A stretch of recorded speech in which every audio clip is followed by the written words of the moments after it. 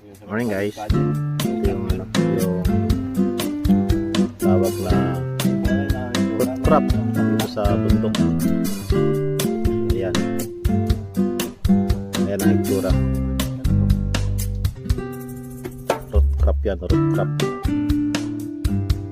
Ang tawag sa amin ito ay ito pong hagmang guys, sa ilalim na ng pansit guys, sa ilalim niya pansit. Ito guys, so pansit niya sa ilalim. hagmang daw, hagmang. Puso. Pero sa amin ito, ang tawag namin dito ay anit. Shout out sa mga Yogad country. Ito yung anit. Sabi. Yan. Napakalaki nito guys. Halos 3 kilos ang bigat nito. Yan. 3 kilos. Napakabigat nito. Tapos ito yung niluto namin. No? Yan. Yan yung niluto namin. Guys, ito sugat ko pagkuha ko ng hagmang. Ito. Ito kain tamat.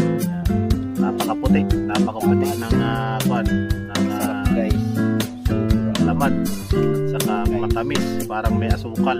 Yan. Yan. Kulang lang ng kape. Mukbang tayo guys. Mukbang tayo guys. Yan guys, oh yan.